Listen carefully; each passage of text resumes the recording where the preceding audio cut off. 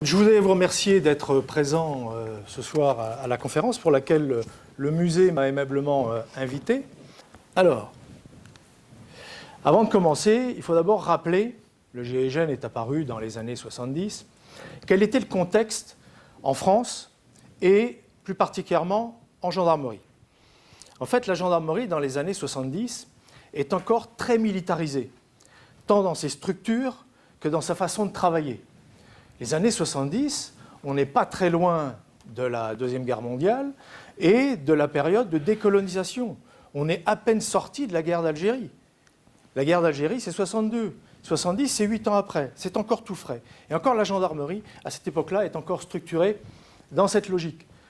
Sans aller aussi loin que l'Indochine, où il y avait un escadron parachutiste, l'Algérie, où nous avions des commandos de chasse, c'était quand même vraiment des structures très offensives, qui faisaient essentiellement des actions de guerre.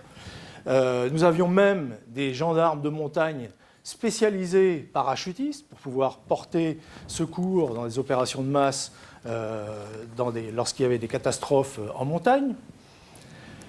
Outre-mer, la gendarmerie commence à se structurer parce qu'avec la période de décolonisation, il y a des troubles qui commencent à émerger dans tous les départements et territoires d'outre-mer. Et la gendarmerie a besoin, enfin l'État a besoin de structures pour faire face à tous ces troubles. Et donc elle crée des pelotons locaux d'intervention, qui ne sont pas des gendarmes mobiles, ce sont des gendarmes locaux qui sont dédiés à cette tâche. Ils n'ont pas une fonction d'intervention du tout au sens où on l'entend, mais ils sont là en force d'appoint pour pouvoir faire face à des situations de crise. On est dans la période de la guerre froide, avec un concept... Oula. Qu'est-ce qui s'est passé? Ah, d'accord. Non, j'y suis pas encore. Revenez à la... Attendez, j'ai pas fini. On est encore dans ce concept de défense opérationnelle du territoire, où la gendarmerie appartenant au ministère de la Défense est encore très impliquée dans cette mission de guerre, de défense et de protection des intérêts vitaux de l'État.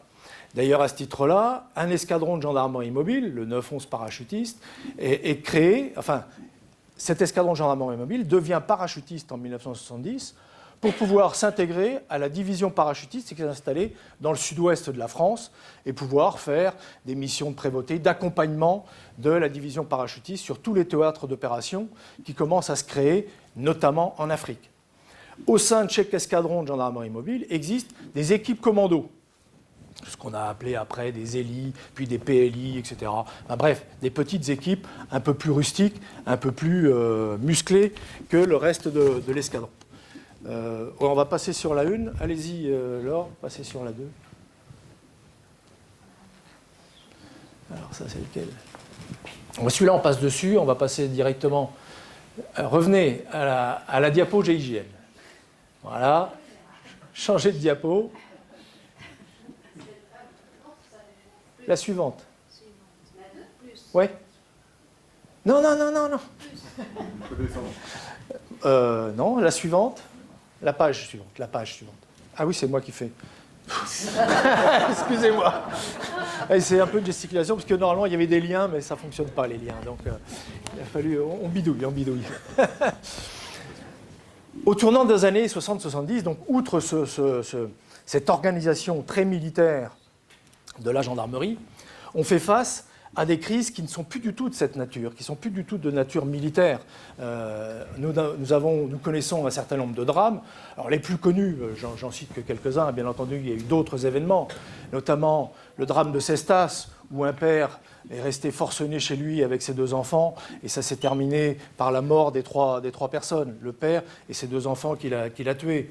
Et la gendarmerie, face à cette crise, a été incapable de traiter correctement. On a le problème de Clairvaux, la prise d'otages d'agents pénitentiaires par Buffet et Bontemps. Et là aussi, ça se termine par un massacre.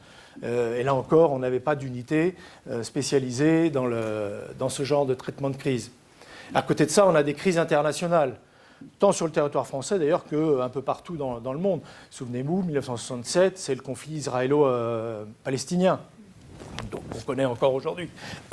Donc avec de nombreux attentats, des prises d'otages, des détournements d'avions. À l'époque, c'était un mode d'action qui était quand même assez courant. Et puis surtout, on a en 1972, ça, tout le monde le connaît, la prise d'otage lors des Jeux Olympiques de Munich, où la police allemande ne dispose pas forcément de tous les moyens, les techniques, n'a pas l'habitude de traiter ce genre de crise. Et là aussi, ça se traduit par un massacre.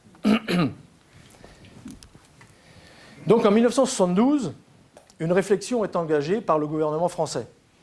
Il faut réagir. On est formaté d'une certaine façon, on fait face à des crises qui sont d'une autre nature et auxquelles on n'a pas forcément les moyens de répondre. Et donc, le ministère de l'Intérieur, en tête, commence à réfléchir à des moyens de faire face à ce type de crise. Il sollicite d'ailleurs le ministère de la Défense pour envisager la création d'unités mixtes.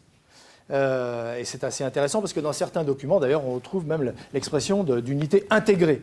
Donc le ministère de l'Intérieur avait déjà une vision et voulait faire des unités capables de faire face à la situation.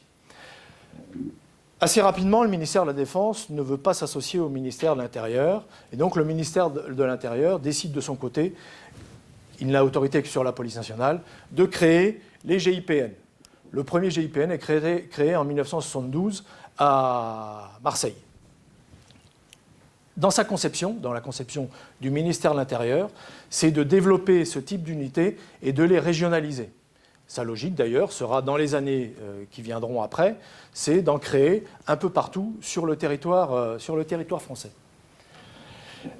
Du côté de la gendarmerie, on prend le temps de la réflexion. Le système militaire, là aussi, est peut-être un peu plus lourd, certainement. Et donc, évalue d'abord quels sont les besoins. Est-ce qu'on a des besoins pour faire face à la piraterie aérienne, à des attentats, à des prises d'otages, des forcenés? Sont créées deux structures en parallèle. Une structure décidée par le général commandant la région de gendarmerie, le 17 novembre 1973, c'est la création officielle de l'ECRI à Maisons-Alfort. Donc c'est une décision prise au niveau du général. Il a vraisemblablement recueilli l'avis du directeur de la gendarmerie de l'époque, mais en fait, comme il a une liberté de manœuvre et d'autonomie, il a décidé de créer cette équipe et de la doter des moyens nécessaires, avec une grande autonomie. C'est d'ailleurs un de ces facteurs clés, c'est une certaine autonomie. Et en revanche, il ne peut lui donner qu'une vocation régionale, c'est-à-dire qu'elle est compétente pour intervenir sur toute la première région militaire, c'est-à-dire grosso modo toute la région Île-de-France. Parallèlement, l'expérimentation dont je vous ai parlé tout à l'heure au sein de l'escadron parachutiste conduit à une décision, le 11 octobre 1973, de créer un GIGN. La note... Alors, attendez. Ah. Alors, on va remonter, puisque vous êtes là, monter la 4. La 4. Voilà. Donc ça, c'est la décision du général commandant la région militaire, enfin la région de gendarmerie, pardon, de Paris, et donc qui décide au mois de septembre 1973 de créer une écrit dans les conditions définies par la présente note, etc., etc. Allez voir sur la 5 maintenant. Et là, donc on a cette note du DGGN, au nom du ministre des Armées, à l'époque, donc qui dit, voilà, j'ai décidé de créer au sein de l'escadron parachutiste un groupe d'intervention de la gendarmerie nationale. Et donc selon des conditions, avec une compétence nationale. Donc en fait, le nom de GIGN apparaît à ce moment-là, et je dirais même le concept, puisqu'en fait, le concept d'ailleurs qui se développera après, c'est une seule unité compétente pour l'ensemble du territoire national. Ce qui est différent d'ailleurs de la logique de la police nationale, qui elle avait plusieurs unités régionales compétentes, chacun sur leur circonscription. Donc c'est un petit peu nouveau. Et allez-y, la suivante. La 5, je l'ai faite. Oui, c'est vrai, j'oublie toujours. Oui, mais j'ai plus de piles. Si. Attendez, je relance. Ça marche. Oui, j'ai même du laser. Ok, ça marche. Et donc, de fin 73 jusqu'à début 74, les deux équipes développent leurs compétences, acquièrent du matériel, un peu plus pointu que le reste de la gendarmerie, acquièrent des techniques, fait de la formation, etc., a quelques expériences opérationnelles, Et jusqu'en avril 1974, elles vivent sur ce terme d'écrit et de GIGN.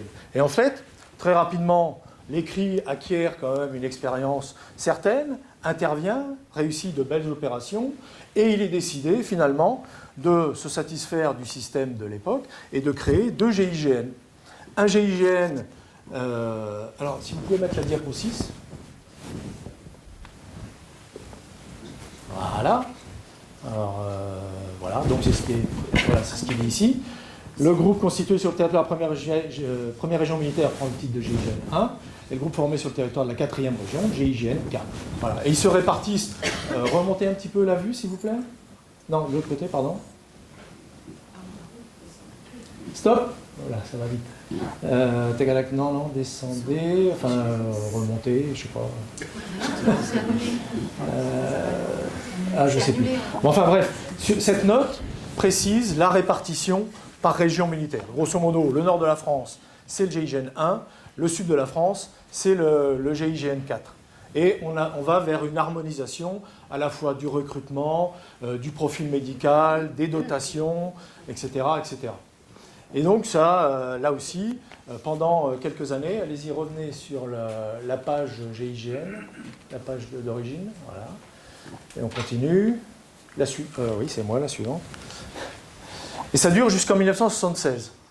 Là, pendant ces 2 années, là encore, les unités acquièrent de l'expérience, avec des succès, avec des échecs, avec des acquisitions de savoir-faire. Et il est décidé à un moment de dire, donc là vous allez sur la note numéro 7.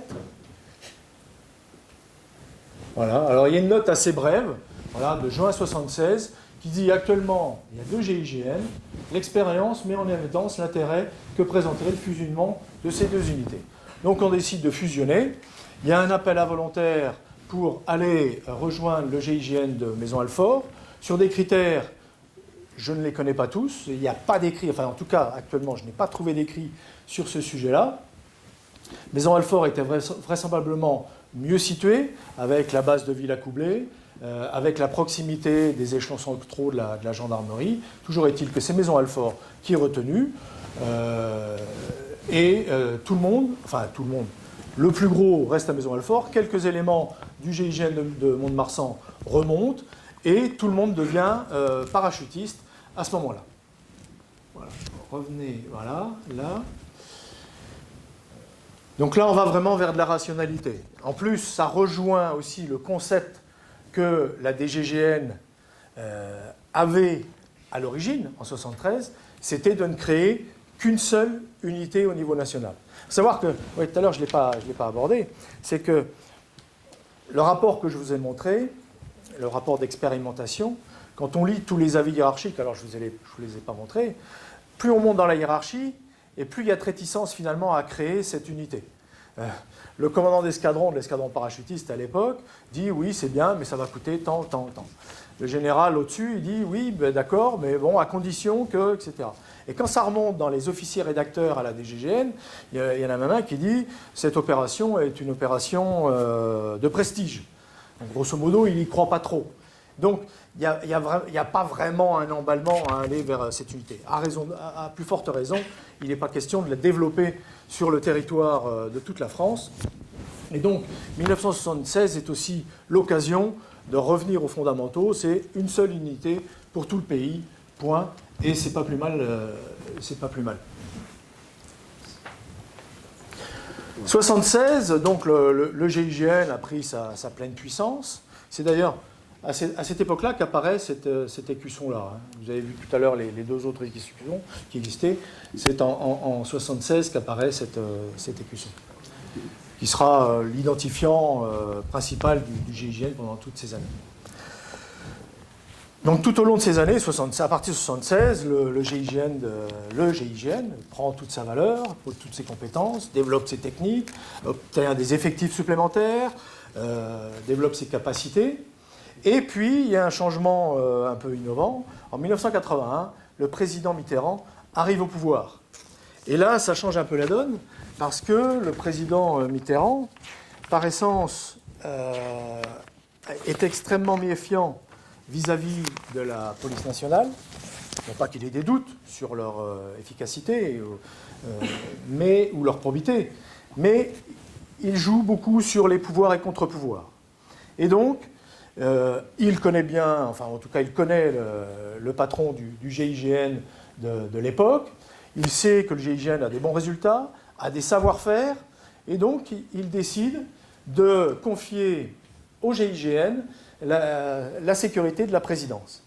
Et par décret de 1983, donc là si vous pouvez mettre la diapo 8 s'il vous plaît, voilà ce décret du 3 janvier 1983, il crée le GSPR. L'originalité de cette structure, c'est que le GSPR, dès sa naissance, est une unité mixte composée à la fois de gendarmes et de policiers. Mais dans la réalité des faits, en fait, il n'y a que des gendarmes. Il y a quelques policiers qui sont là, notamment au titre du SPHP, pour s'occuper de la logistique, mais le gros de la troupe, c'est du gendarme. Et ça va le rester assez longtemps. Je reviendrai dessus après. Revenez sur la diapo GIGN, voilà, merci. On va y arriver, on va finir par se roder. On est là, on devient raccord. Ouais. Et donc, à partir de 1983, l'existence du GSPR qui devient une unité assez conséquente et qui, elle aussi, acquiert et qui se crée d'ailleurs sur la base du GIGN. Il y a de nombreux gars du GIGN qui font la bascule et qui intègrent le GSPR. 1984. Le début des années 84, ça correspond aussi, il y a la même logique que pour la protection du président. Il y a toujours des menaces sur le territoire national. On est toujours en période d'attentat, il y a toujours des menaces contre les autorités politiques, enfin les hautes personnalités. Donc c'est une des raisons du renforcement, du GSPR, mais également le souhait du président et notamment du ministre de la Défense de l'époque, qui est Charles Hernu, qui a une affinité particulière pour la gendarmerie, souhaite renforcer les moyens du GIGN, tant en capacité qu'en hommes, qu'en moyens, etc. Et donc, il est décidé de créer une grosse unité qui viendra renforcer le GIGN. Cette unité s'appellera le GSIGN, Groupement de sécurité et d'intervention de la gendarmerie. Alors, il va se constituer, par la transformation de l'escadron parachutiste, celui qui était à Mont-de-Marsan, qui va devenir escadron parachutiste d'intervention de la gendarmerie, et qui va rejoindre le GIGN à Satory. Le tout va être placé sous l'égide d'un état-major commun, qui aura pour mission de chapeauter, mais on va voir la note après, je vais vous la montrer, de chapeauter l'ensemble des unités. En 1986, d'ailleurs, le GSPR, qui jusqu'alors était rattaché au groupement blindé de Satory, enfin je ne sais pas si ça dit à quelques-uns, va basculer, va rejoindre le GSIGN. Si vous pouvez monter la 9, s'il vous plaît. Alors c'est intéressant dans cette note, c'est donc, elle est signée de Charles Hernu, qui dit qu'il est créé, regardez le titre, il est créé un GIGN. C'est-à-dire qu'en fait, à l'époque, la volonté politique, c'est de dire le GIGN plus l'escadron para vont devenir un GIGN. Le GIGN d'alors devenant groupe spécial d'intervention, allez-y, descendez un petit peu, ou remontez, toujours pareil, stop, voilà, ça va être là. Donc, le GIGN est créé à Satory le 1er janvier 1984, il sera rattaché directement à la de gendarmerie. Le renforcement du GSI à 85 officiers à compter, et le GSI, alors remontez encore, non, remontez encore, où est-ce qu'on le voit apparaître? Voilà, donc là il y a les attributions du commandant du groupement d'intervention de la gendarmerie, remontez, voilà, et avec un GSI, un groupe spécial d'intervention, et un EPI. En fait, le GIGN ancestral devait s'appeler Groupement spécial d'intervention. Finalement, au dernier moment, ça ne se fait pas, pour des raisons que j'ignore d'ailleurs, enfin des raisons officielles en tout cas, et donc tout le monde, enfin le GIGN garde son appellation, l'escadron para devient EPIGN, et l'ensemble devient Groupement de sécurité et d'intervention de la gendarmerie nationale.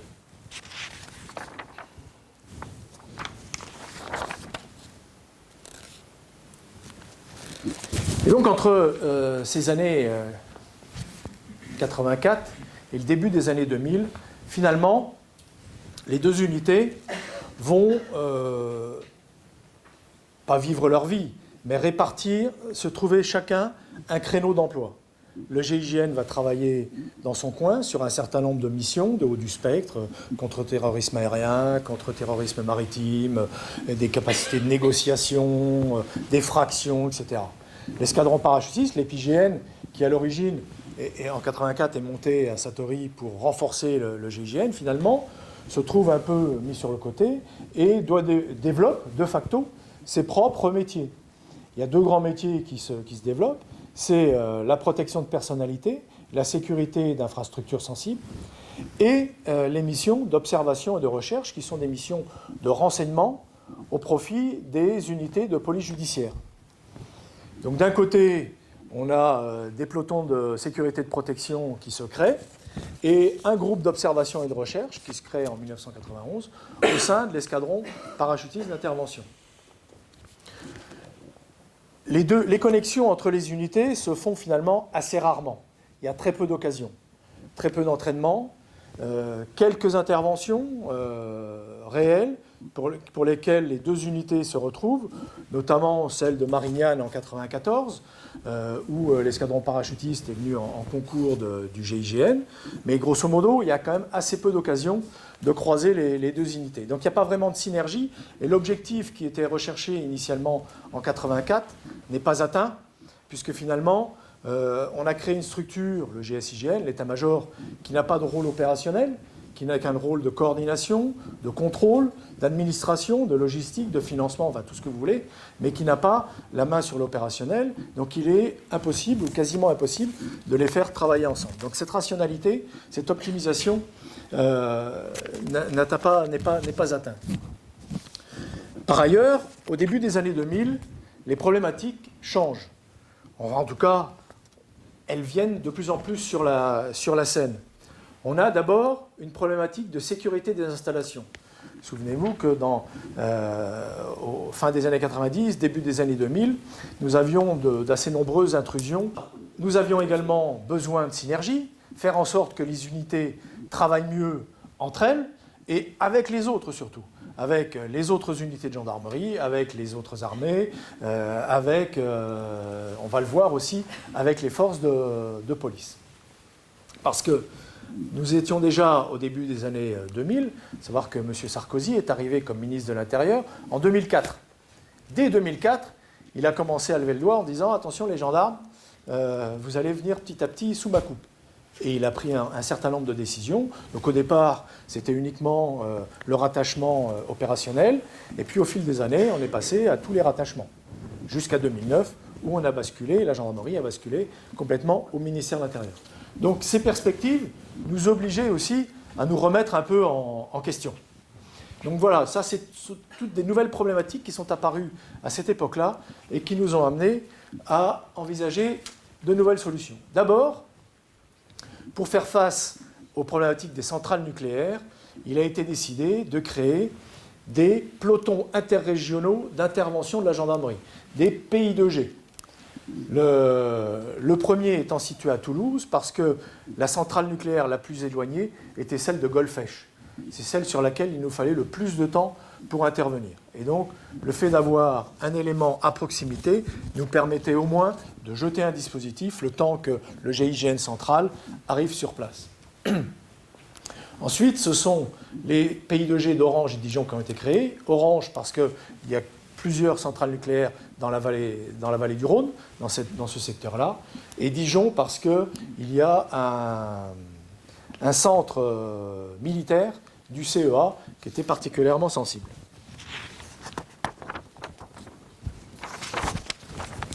Donc ça a été la première solution. La deuxième solution, ça a été de se remettre en question et d'envisager des solutions pour voir comment on pouvait être plus performant. Donc à partir de 2005 d'ailleurs, Jean-Marie Grivel s'en souvient, puisqu'il représentait le centre de formation. Jean-Marie Grivel commandait le centre de formation du GSIGN à l'époque. avec tous les commandants d'unité, donc le patron du GIGN, le patron de l'EPIGN, du GSPR et du centre de formation, on a commencé à réfléchir, à faire un constat d'abord, et à voir quelles solutions on pouvait envisager pour faire d'abord répondre aux problématiques notamment des prises d'otages de masse, qui était quand même le gros problème, comment on pouvait faire des économies d'échelle et comment on pouvait gagner en cohérence et surtout montrer au ministère de l'Intérieur qui commençait à être de plus en plus offensif, parce que, souvenez-vous, la campagne présidentielle, c'était 2007. Donc plus on approchait de 2007 et plus M. Sarkozy se montrait pressant, offensif sur la gendarmerie pour qu'elle ait des résultats, pour qu'elle soit plus performante. Et il n'aurait pas manqué de nous le faire payer si on n'avait pas obtenu des résultats probants. Et donc ça prend 2 ans de réflexion entre d'abord, convaincre les chefs, ce n'était pas le plus simple, parce que ça bousculait les habitudes, convaincre les unités elles-mêmes, parce que ça bousculait aussi les identités, les traditions, les usages de chacune des unités. Mais finalement, on est arrivé à convaincre tout le monde, parfois avec difficulté, mais on y est arrivé. Et donc il a été décidé de créer, enfin de transformer le GSIGN, ou surtout l'ensemble de ses unités, en GIGN. Le GIGN qu'on a appelé trivialement 2.0, c'était le GIGN, avec un nouvel insigne, avec un commandement organique et opérationnel unique, donc ça c'était quand même une nouveauté, ce qui permettait au patron du GIGN de diriger l'ensemble de ses composantes, regroupées dans une même caserne, parce que jusqu'alors, le GIGN et l'EPIGN n'étaient pas colocalisés. Ils étaient certes sur le plateau de Satory, mais ils avaient 2 casernes différentes, donc avec des difficultés à se parler, à échanger, à se côtoyer au quotidien, tout simplement. Et surtout avec une nouvelle unité qui, elle, regrouperait les 3 grands métiers existants au sein de ce GSIGN. Le métier de l'intervention, celui-là ne changeait pas, c'était l'ancien GIGN, sans nouveauté. La sécurité-protection, le métier qui est arrivé de l'escadron parachutiste, et le métier de la recherche du renseignement, qui lui aussi arrivait de l'EPIGN. Le GSPR, pour sa part, gardait sa particularité, puisque de toute façon, dépendant directement du président de la République, il était impossible de le modifier ou d'en créer une structure appartenant pleinement au GIGN. Donc, organiquement, ils sont rattachés toujours au GIGN, ils sont financés par la gendarmerie, enfin les gendarmes sont financés par la gendarmerie, mais l'emploi en est dicté par l'Élysée. D'ailleurs, vous pouvez aller sur la page 10, s'il vous plaît. Voilà, donc ça c'est la décision du mois de mars 2007, qui dit, voilà, on réorganise le GSIGN, et regrouper les 3 unités composant le GSIGN, etc. Cette formation portera le nom de GIGN.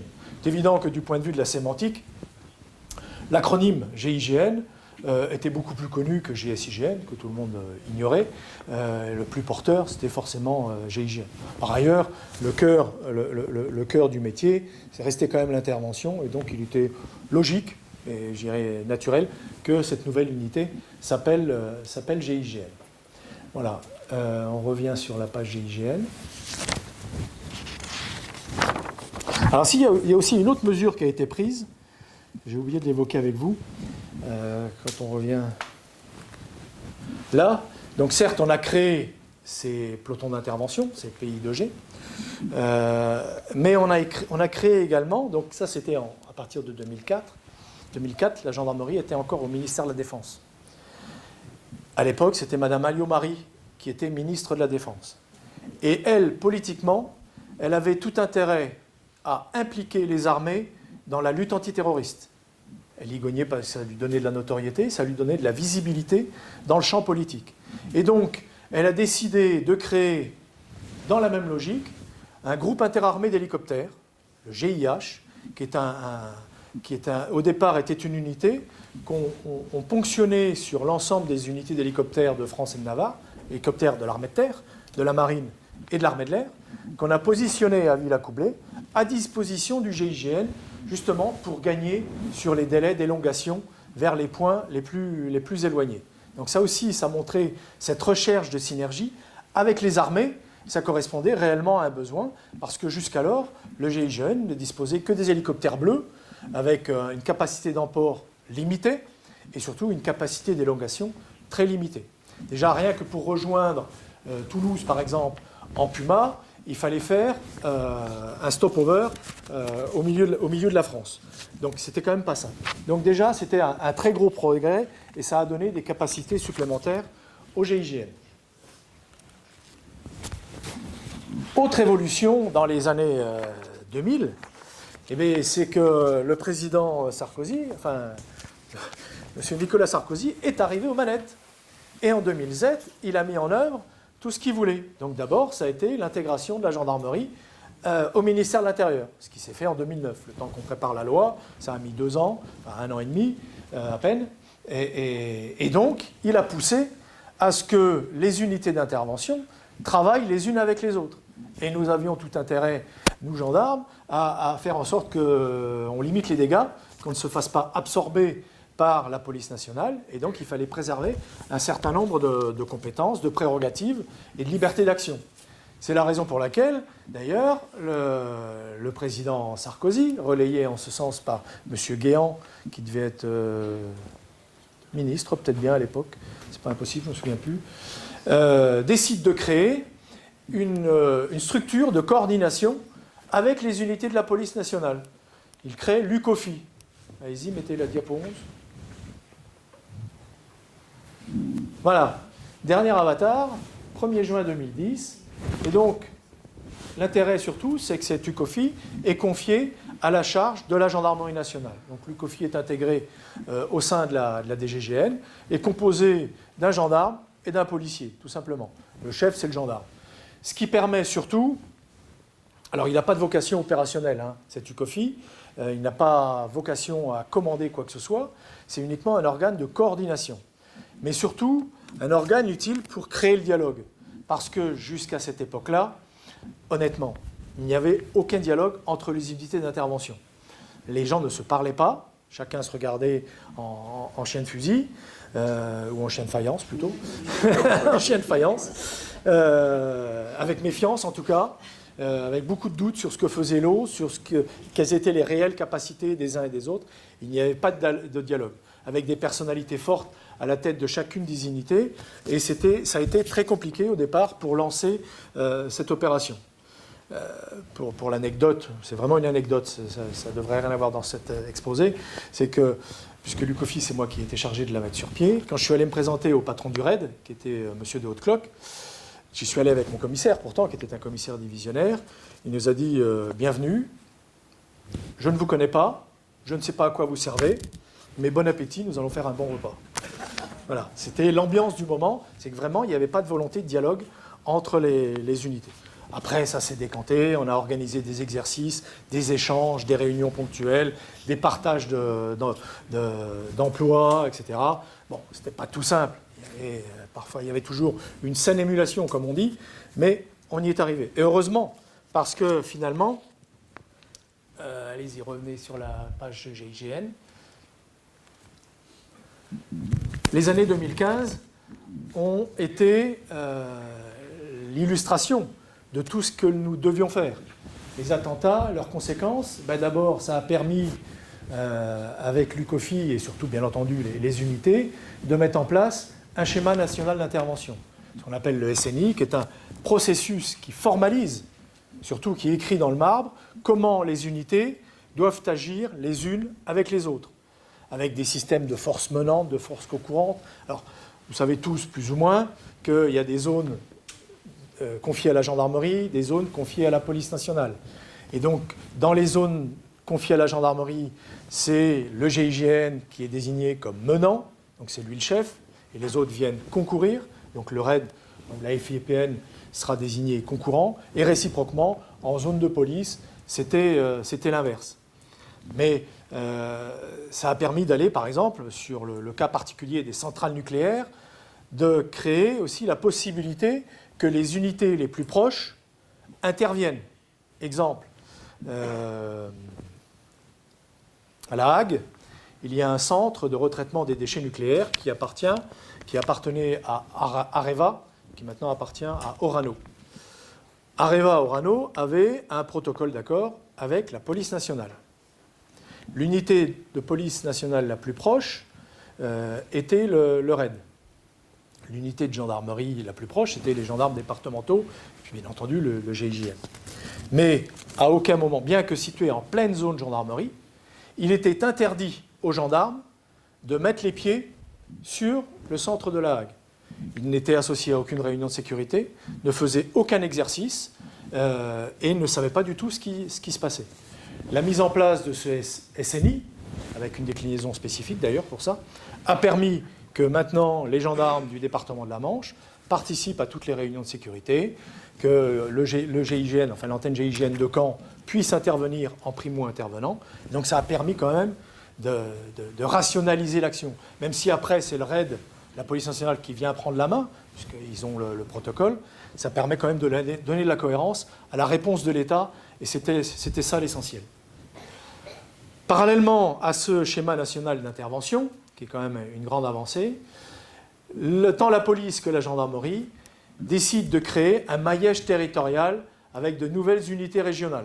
Alors du côté de la police, il existait déjà les GIPN. Je vous en ai parlé au début de la conférence. Donc ils ont un petit peu renouvelé le maillage, mais grosso modo, ça ne changeait pas grand-chose.